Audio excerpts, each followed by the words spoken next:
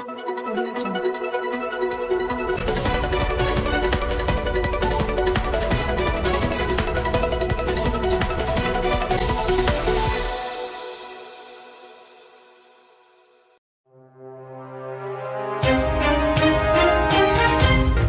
7, 2022, Wednesday. Good morning. This is Gessele Medallo and Donita Morales, bringing you the latest and hottest news at Dispatch Report.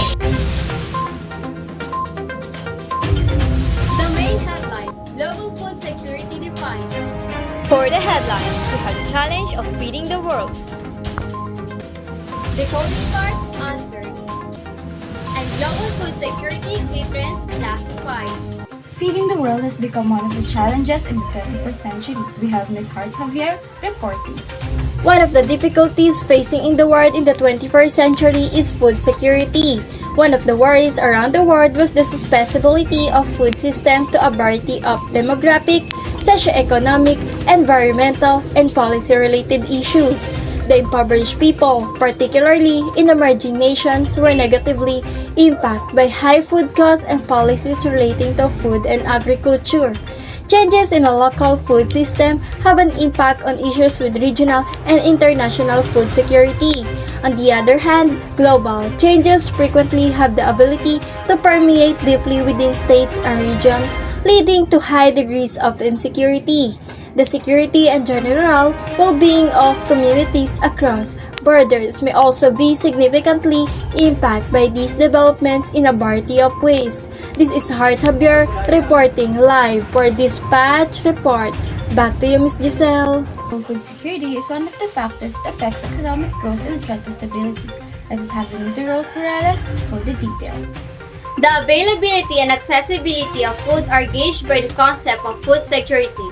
According to United Nations Committee on World Food Security is defined as meaning that all people at all times have physical, social, and economic access to sufficient, safe, and nutritious food that meets their food preferences and dietary needs for an active life. Food security is a multidimensional concept characterized by 4 pillars related to the availability, access, utilization, and stability. Availability refers to the physical existence of food. On national level, food availability is a combination of domestic food production, commercial food imports and export, food aid, and domestic food stocks. On household level, food could be from own production or bought from the local markets.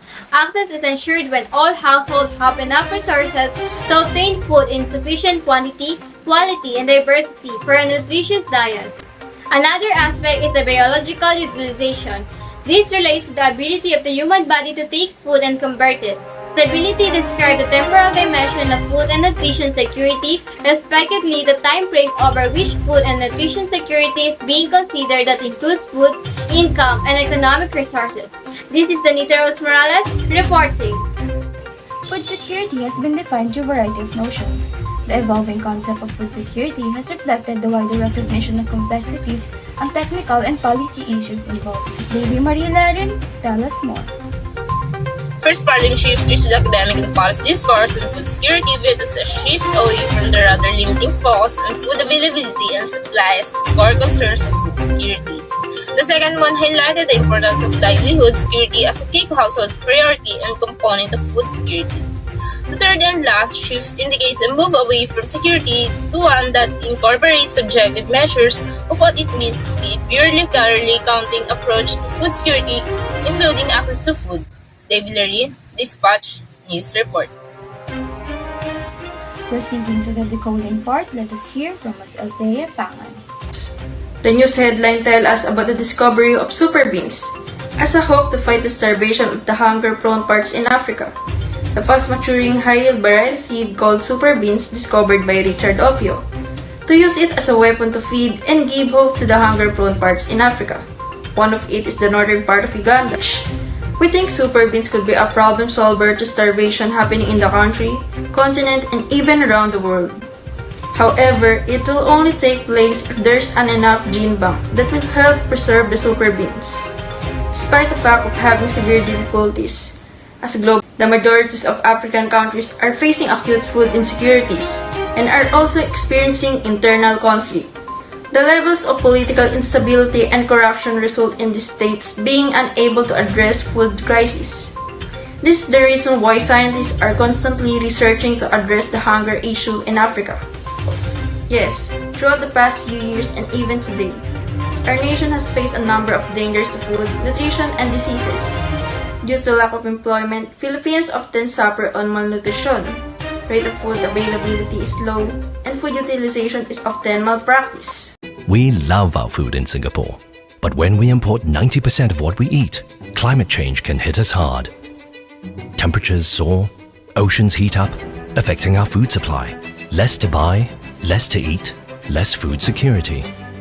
That's why we're changing the game by buying from more countries, growing our own here and overseas, so we can all eat better for years to come. Let's game change food security. For the food security key trends, we have rising food prices and poverty, population growth and urbanization, rising incomes and changing diets, and last key trend is climate change. To give us the details for the first key, Justin Nicolau, take it away. In the mid-2000s, global food prices began to climb. The prices of key staples such as wheat rice, maize, and soybean, as well as oils, all soared. Those in poverty level have suffered the most as a result of rising food prices. This has been proven on global food price crisis during 2007 to 2008, where 100 million people were forced deeper into poverty, while during 2010 to 2011 may have consigned additional 44 million around the globe to poverty and food insecurity. One of the reasons of global food price spikes is the ongoing world population growth that increases the demand for food and growing capital food consumption. Justin Nicolau, live from Dispatch Report. Thank you. Now let's move on to the second key trend, the population growth and urbanization. Ms. Ashley Nucup give us the details. By mid-century, the world's total population is set to reach over 9 billion, doubling the demand for food, feed, and fiber. Most of the increase in the demands of food comes from the developing countries in Asia and Africa. For example, where India and China in Asian region, and its demographic trends have serious implications for food systems in the region. Youths moving from rural to urban areas results in lack of people working age behind to produce growing quantities of food to meet the rising demand in urban areas. By 2030, urban population and the number of slum dwellers in parts of Asia and Africa are set to double. Slums are characterized by lack of access to clean drinking water, inadequate sanitation, and waste disposal mechanisms, making resident population highly vulnerable to quick-spreading diseases and chronic food security. Ashley Nucup reporting. Now for the rising incomes and changing diets, here's Louise Maño, live. As incomes in developing countries continue to grow, more and more people are able to access food in greater quantities. Initial increase in food consumption may pertain to the intake of higher quantities of key staples meals. Global consumption of meat increased by around 62% between 1963 and 2005. Much of the growth of meat consumption took place in Asia in general and in China. Particularly, this is according to Kearney 2010 to 796. However, not all developing countries experience this like India. While in China, the increasing compensation of land for intensive macro-cropping of soybeans and maize for animal food. This is Louise Maño for this report. Moving on to biofuel production, land use change and access to land. For further updates, we have lovely Porioroda. The global surge in biofuel production was triggered in 2004 to 2005 when US and European Union adopted a number of policies and incentives to boost biofuel consumption. Biofuels are significant around the globe, thus become highly controversial in the context of global food security. First-generation biofuels are produced from plant starch, oils, animal fats, and sugar. For example, is the bioethanol. The world's largest producing countries are United States and Brazil, while other large quantities came from Germany, France, United States, and Italy. The IMF highlighted that biofuels were responsible for almost half of the increase in the total consumption of the key food crops in 2006 to 2007. Lovely Joy Porioroda reporting. The last key trend, Ms. Althea Pangan, take it away.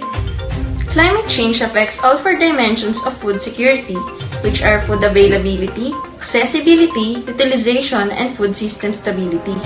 Overall studies show that the impacts of climate change will be mixed and uneven across regions. This is according to PCC 2007. While Stern stated that climate change will bring the developing countries high costs and few benefits, both Sub-Saharan Africa and South Asia with the highest levels of hunger and malnourishment worldwide are set to suffer from the negative impacts of climate change on crop production. Once again, I'm Althea Pangan, live at Dispatch Report. And that's all for today's sizzling updates. Again, we are Dispatch Report bringing you the truth and nothing but the truth from the latest and hottest topics. Good morning.